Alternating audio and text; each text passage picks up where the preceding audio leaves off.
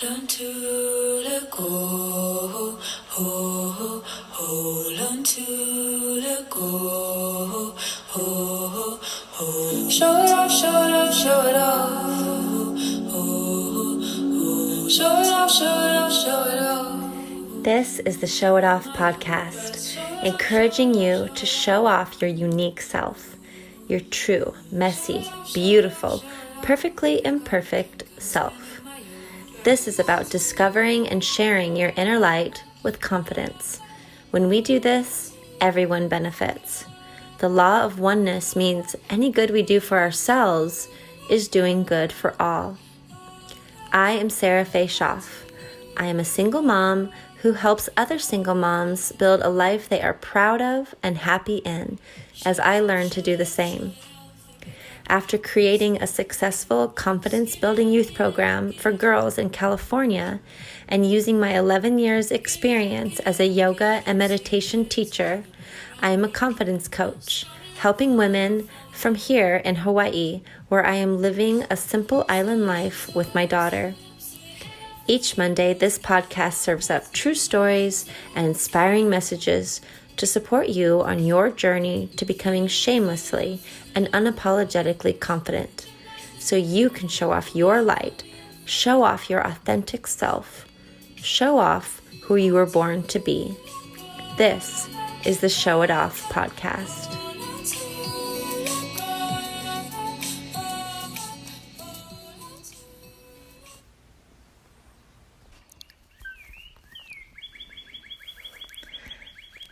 Hello, I hope this episode finds you well, but I'm going to guess that because of the title of this episode, that it's not finding you so well. And I want to remind you that that's okay, and that you will not be feeling like this forever. If you're a part of the Show It Off book club, you are reading Untamed along with us by Glennon Doyle. Yesterday I went on a long walk with my girlfriend and neighbor, and we were talking about Untamed and how the part where Glennon says feelings are meant to be felt was very powerful and made a lot of sense for this time. We are all forced to be less busy than we normally are, which, as a result, we are sitting with our feelings in a way that we probably haven't before also. And although this could feel terrible, it truly is a gift. And what I've learned in my experience of realizing the impact in my life of not being able to work and my daughter being out of school and all of the things that really did things that felt like my life was on pause, just stopped the forward motion of my life, which was hard to swallow. It sent me into a feeling of despair. And that's okay, because I was able to face sadness and grief that I had been too busy to face before, or that I had conveniently avoided because I could with all the busyness of life. And I'm going to guess that since you're listening to this episode now, that it's been a similar experience for you. So I want to remind you that our feelings are meant to be felt, and you won't always feel like this, especially because you're facing those feelings now rather than avoiding them.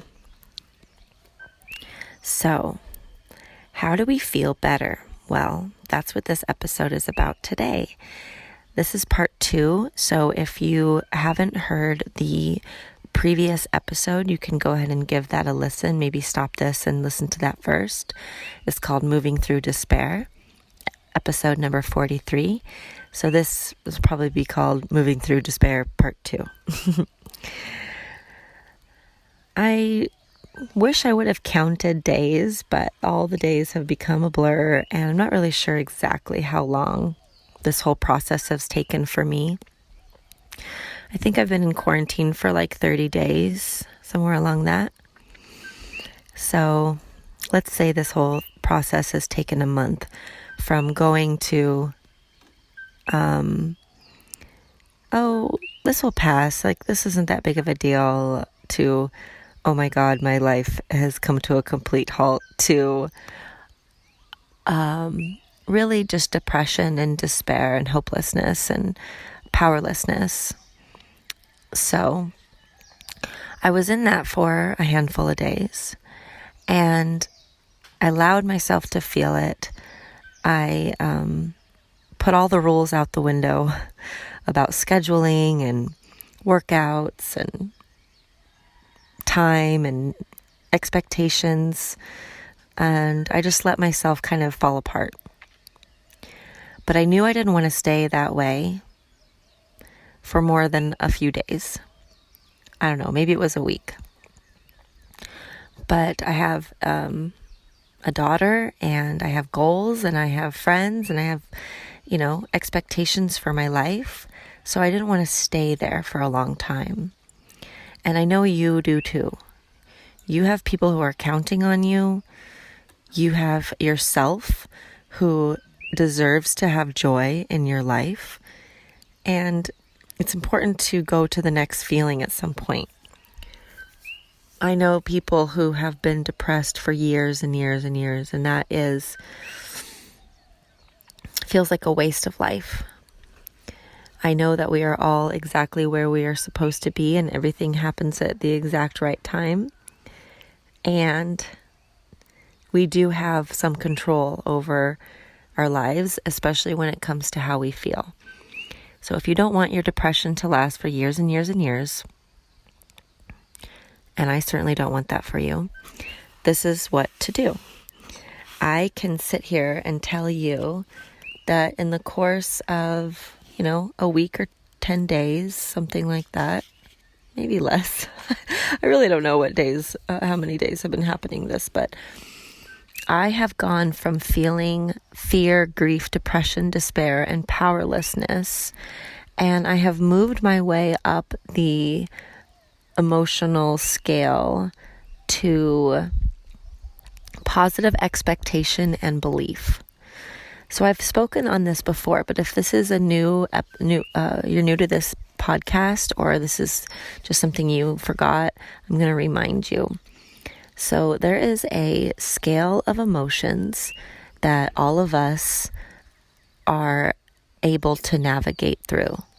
It is 22 emotions, and the bottom of the scale is where I was: fear, grief, depression, despair, powerlessness. 22 emotions bring you all the way up to joy, knowledge, empowerment, freedom, love, and appreciation. That's all one feeling. So, I guess I could just move you up now verbally, and then I will post an image of these emotions on Show It Off podcast Instagram page so that you can refer to it yourself. You might even be able to Google it. I haven't done that myself, but you know how Google is. So number 22, as I said before, fear, grief, depression, despair, powerlessness. 21, insecurity, guilt, unworthiness. 20, jealousy. 19, hate and rage. Are you surprised to know that jealousy is a lower vibration than hate and rage? I was. It's pretty low. 18, revenge. 17, anger. 16, discouragement. 15, blame. 14, worry. 13, doubt. 12, disappointment. 11, overwhelm. 10, frustration, irritation, impatience. 9, pessimism. 8, boredom. 7, contentment. 6, hopefulness. 5, optimism. 4, positive expectation and belief. 3, enthusiasm, eagerness, happiness. 2, passion. 1, joy, knowledge, empowerment, freedom, love, and appreciation. So,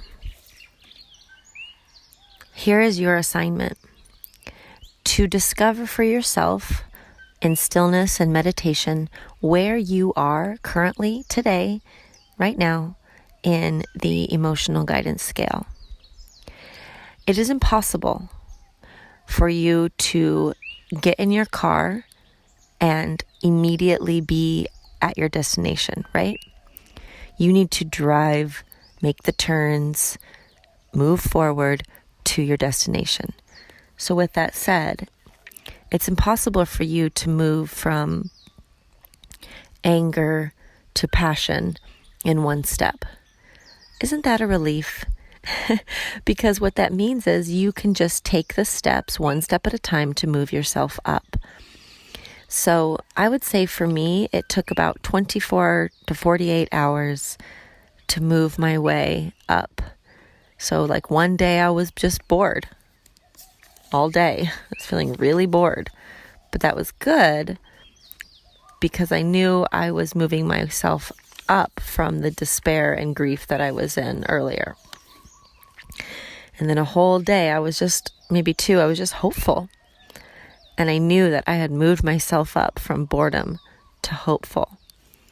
So you see, being cognitive of these ranges of emotions and how to move from one place to another is the key and the ticket to moving through despair.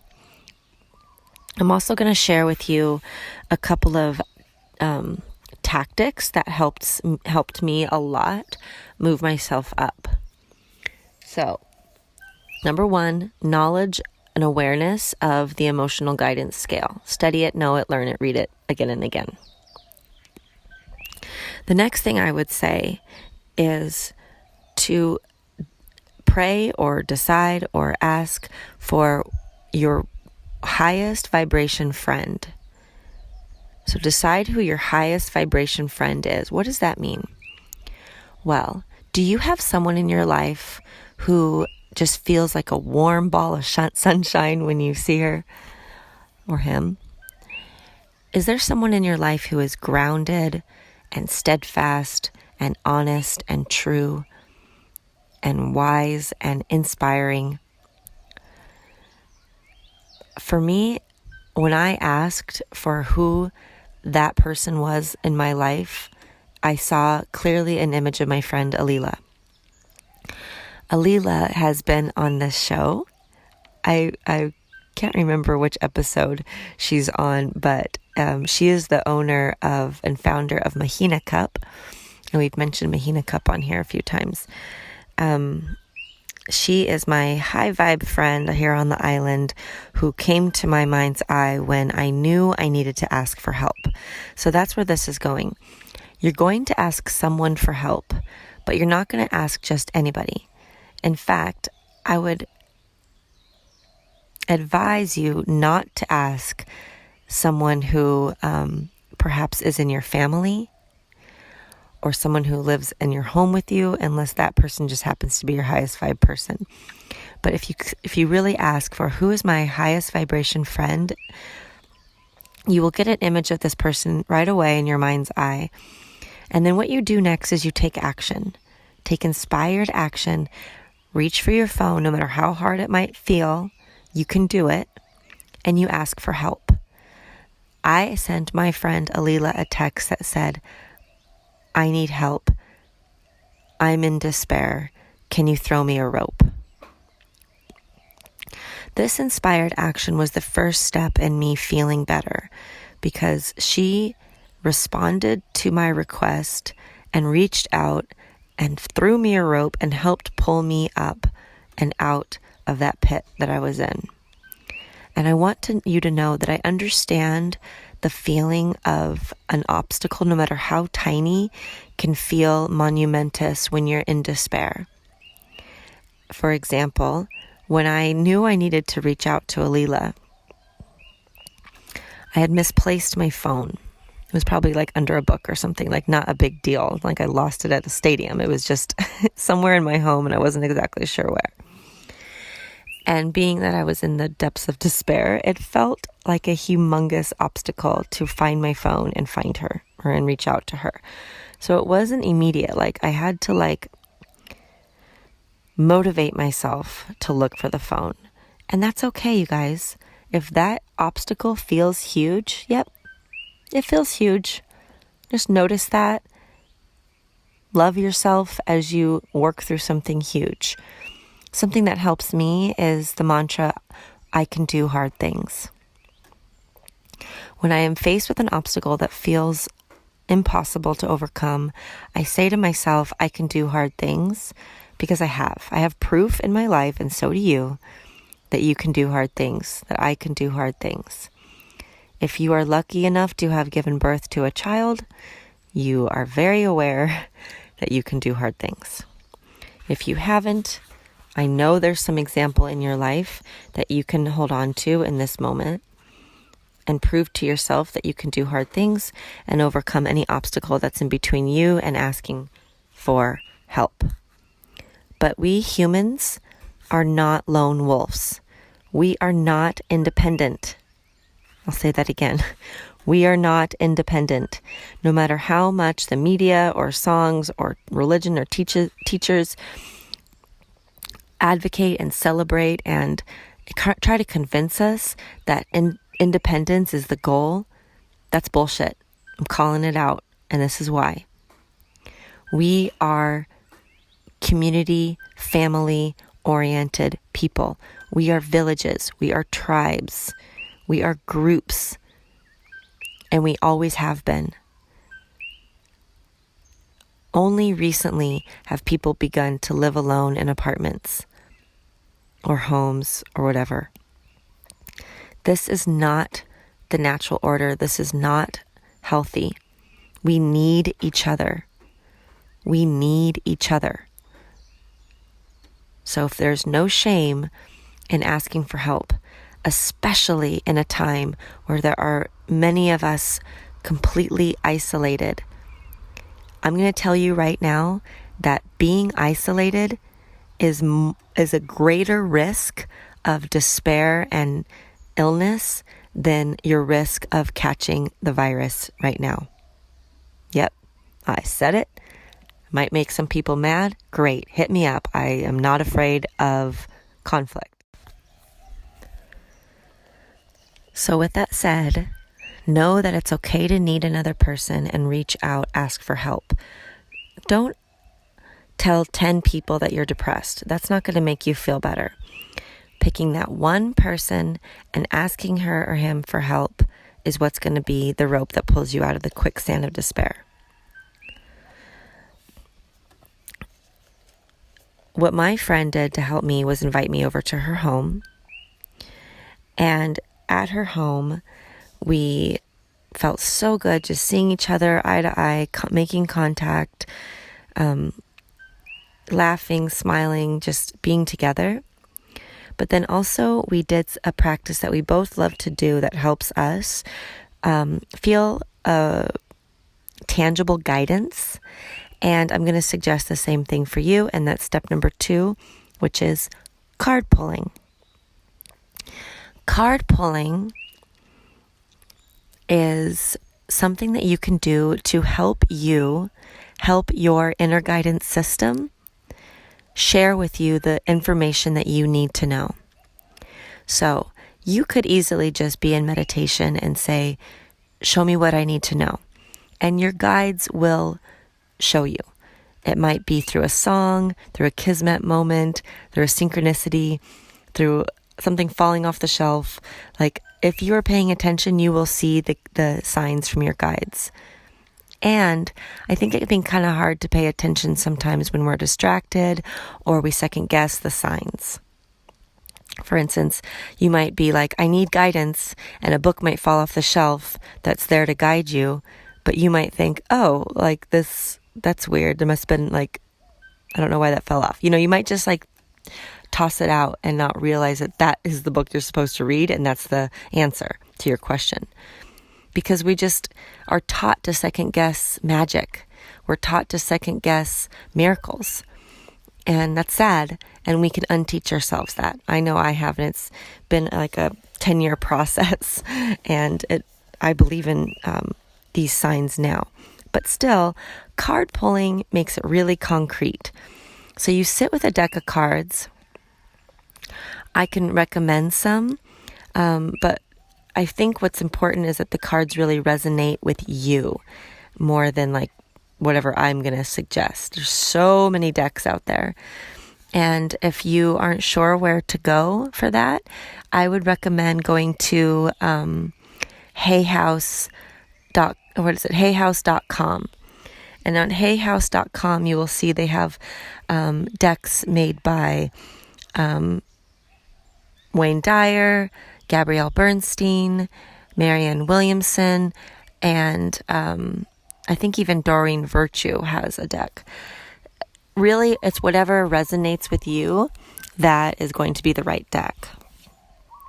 I love my angel deck. I don't even know where I got it, at like some bookstore years and years ago, and it's just really has a lot of good wisdom and energy around it because I've used it for so long. So here's how you pull cards. You get your deck, you sit down quietly, alone or with a friend or two, and you hold the deck and you pray, and you ask your guides, your angels, to use the deck to let you know what they want you to hear. So it's kind of like a translator for you. And then you shuffle the deck while praying and asking for your guidance. And you might ask for guidance on a specific situation. The question I ask often is, what do I need to know right now? And then I'll pull a card. And how you pull a card is not really just at random, but you look at the deck and you kind of wait for one to kind of pop out at you. In my experiences, sometimes this popping out looks like the card actually kind of illuminating, like it's lit up, and I'm like, that's the one. Sometimes that card just like falls out of the deck and is like, pick me. And sometimes it's just the one that's on the very top. I mean, you really just have to practice following your intuition to know what card is the one you're supposed to pull. How do you increase your intuition? Meditation, which by the way is step number 3, but we'll go into that later. So when I pulled cards with my friend Alila, the card that I pulled, it was an element card, meaning like elements of the earth, element deck. The card that I pulled was the fault line, which basically means your whole earth shattered and there's a big crack. And I was like, yep, that's exactly what has happened right now. That makes a lot of sense. So for me, it kind of was a reminder that I'm exactly where I'm supposed to be right now. It wasn't a mistake that the earth cracked beneath our feet. This needed to happen. And as hard as it is, it's not always going to be like this. Also, it's not going to go back to the way it was. We can't sit here and wait for things to go back to the way they were before COVID-19. But rather, they're going to be better. All of this happened for a reason, and when we come out of it, everything's going to be better than it was. We needed to be halted, shifted, transmuted. We needed to do things a new way. And this is what's happening on a global level right now, which is pretty powerful. So anyways, that to me was proof. My angels were using the cards to show me that I am exactly where I'm supposed to be right now, as are you. Okay, so get a deck of cards. Ask your guides to use them to let you know what you need to know, and make a practice of turning to your cards when you feel like you don't know which direction to turn. Number 3 is meditation. Meditation is way more powerful than you could even imagine if you haven't practiced it. The time to start is now. I know I sound like a broken record, but that's okay, because I really feel like it's part of my purpose is to inspire and teach more people to meditate. Sitting down and being still, stopping the fidgeting, stopping the busyness, stopping the wiggling, stopping the doing, and just tapping into your inner guidance system, listening like a interested, intrigued person, listening to the guidance and feeling the higher vibrational shift that comes from not controlling and directing your thoughts. If you would like more support on how to meditate, go to sarahfayschaff.com. Put your email in the opt-in box, and automatically you will receive a video from me teaching you how to meditate. Isn't that nice? Okay, so the last tip and tactic I'm going to give you for moving out of despair, it's a fun little game. The game is called Wouldn't It Be Nice If? So when you're moving through your day, cleaning, or just talking with your family, or writing in your journal, ask yourself the question, wouldn't it be nice if?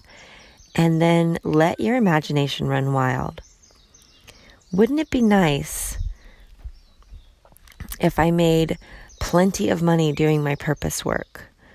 Wouldn't it be nice if I felt happy and healthy, and so did my family and friends? Wouldn't it be nice if I got a raise?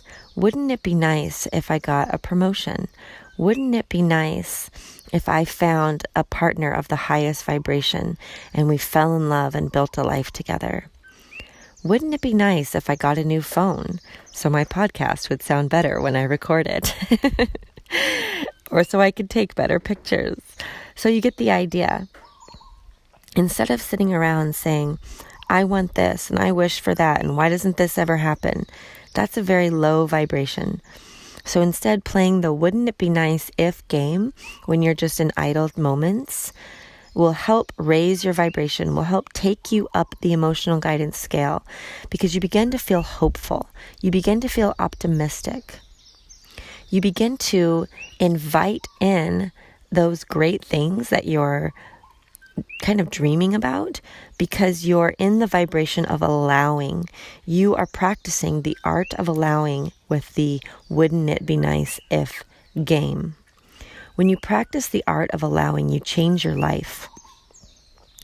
Opportunities start coming your way. Help, support, guidance comes to you with grace and ease. Being in a higher vibration is the answer of getting out of despair. Moving yourself one day, one step at a time, up the emotional guidance scale until eventually you are feeling joy, you are feeling empowered, you are in love and appreciation. And when you're there, illness cannot touch you.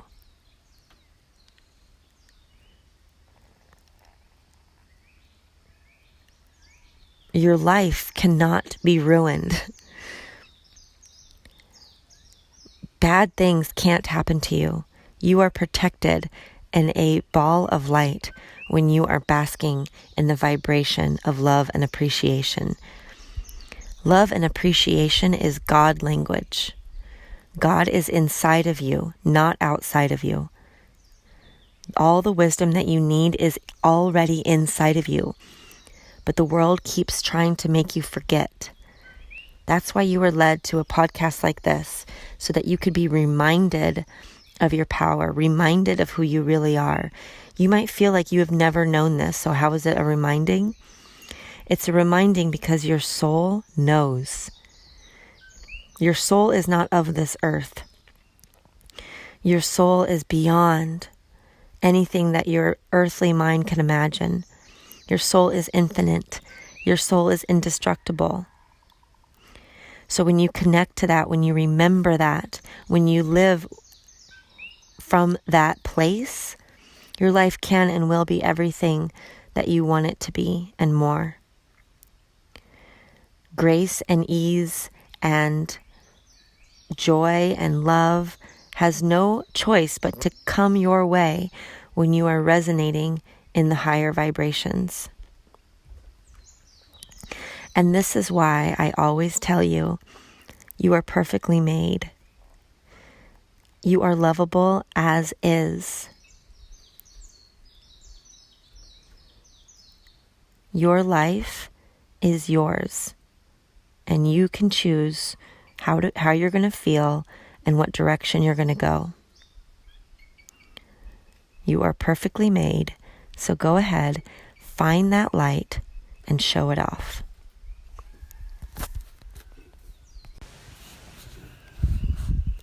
Every play of this show means the world to me. Thank you for your time and for listening. I'd love to hear from you now. Questions and comments are welcomed at showitoffpodcast@gmail.com. Thank you for subscribing to the Show It Off podcast. And if you have a moment, if you could leave a review on iTunes, it would help other people to find this message of confidence. You could also help someone build confidence by texting this episode to at least one person now. Being self-loving means being authentic, bold, and confident. So shamelessly and unapologetically show it off.